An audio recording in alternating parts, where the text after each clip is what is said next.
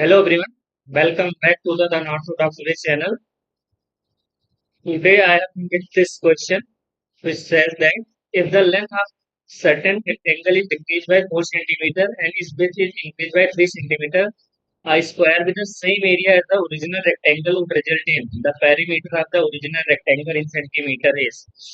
इस क्वेश्चन में हम क्या करेंगे कि इस क्वेश्चन के दो करने के दो तरीके हैं। एक बेसिक से जो एक्स वाई मान के जो लोग करते हैं, पर हम उस तरीके से नहीं करेंगे क्योंकि अब क्या हुआ है कि सीजन में सेक्शनल टाइमिंग जैसा सीन आ चुका है। मतलब एसएससी के जितने भी एग्जाम है तो उसमें क्या है कि फिर अगर हर क्वेश्चन को बेसिक से जाएंगे तो फिर समझ रहे हो, फिर दूसरे क्वेश्चन को कॉम्प्रोमाइज करेंगे, दूसरे क्वेश्चन के समय को हो सकता है कि किसी दूसरे क्वेश्चन में लग जाए। तो फिर ऐसा करेंगे कि हर क्वेश्चन को कम से कम समय में करने की कोशिश करेंगे। उसके लिए क्या है कि हमको अनऑर्थोडॉक्स तरीके आने चाहिए, तो हम उस पर काम करने वाले हैं आज इस क्वेश्चन में।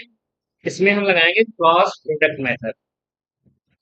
क्रॉस प्रोडक्ट मेथड का एप्लीकेशन यूज करेंगे इसमें। क्रॉस प्रोडक्ट मेथड क्या होता है कि अगर कोई दो चीज है, एक घटती है दूसरी बढ़ती है, या पहली बढ़ती है दूसरी घटती है, तो उसमें हम क्रॉस प्रोडक्ट को इस्तेमाल करते हैं। ये क्रॉस प्रोडक्ट वाला चीज ज्यादातर हम लोग टाइम स्पीड डिस्टेंस में करते हैं, क्योंकि वहाँ पे स्पीड बढ़ गई, टाइम कम हो गया, टाइम ज्यादा हो गया, स्पीड कम हो गई, तो उन सब चीजों में ज्यादा करते हैं। फिलहाल यहाँ पे दो चीज, एक बढ़ रहा है घट रहा है, तो देखते हैं क्रॉस प्रोडक्ट कैसे काम करता है।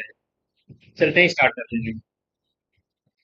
जैसे लेंथ है और ये ब्रेथ है, लेंथ 4 से घटा है और ब्रेथ 3 से बढ़ा है, तो ऐसे क्वेश्चन में क्वाड्रेटिक इक्वेशन फॉर्म होता है। तो फिर अगर ये 8 हो गया ब्रेथ, लेंथ 8 हो गया तो ब्रेथ हो गया 6, और लेंथ अगर 12 हो गया तो ब्रेथ कितना हो गया 9।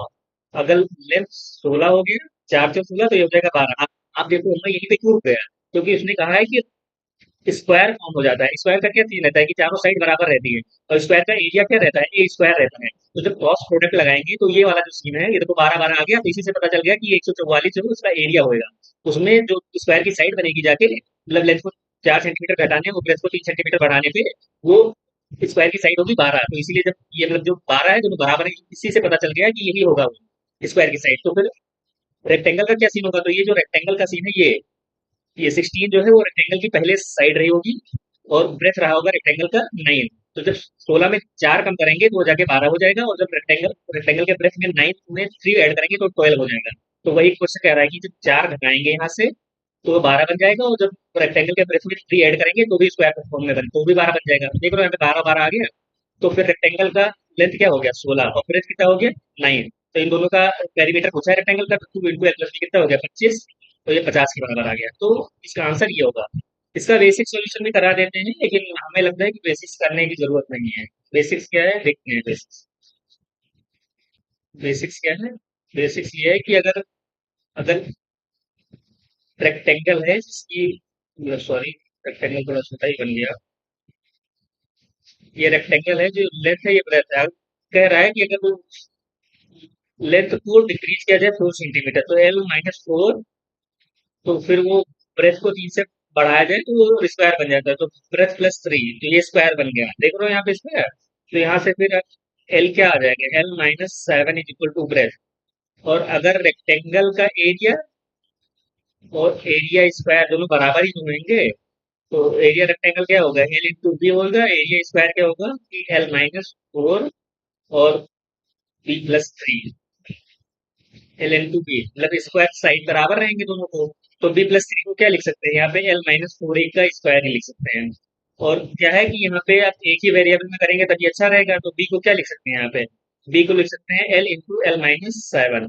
तो यहाँ से एल स्क्वायर माइनस 7 एल, यहाँ पे ए प्लस बी का होल स्क्वायर का फॉर्मूला लगाएंगे, L square plus 16 minus 8 L. तो जब इसको 8 एल को इधर लेके आ जाएंगे तो एल आ जाएगा इधर पे, एल स्क्वायर से एल स्क्वायर कट ही जाएगा।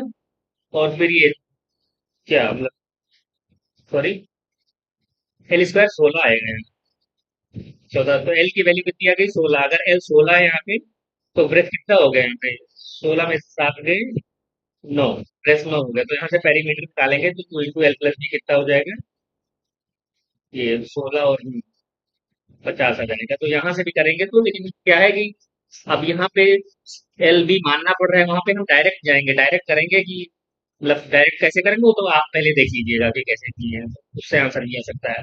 तो ये था इस क्वेश्चन का बेसिक्स तरीका, और जो पहले वाला था वो थोड़ा अनऑर्थोडॉक्स तरीका था। तो क्वेश्चन को ऐसे भी कर सकते हैं। तो ये रहा क्वेश्चन। हमें लगता है कि आपको पसंद आएगा ये वीडियो, और अगर आपको अच्छा लगे, पसंद आए, तो प्लीज अपने दोस्तों में शेयर करो।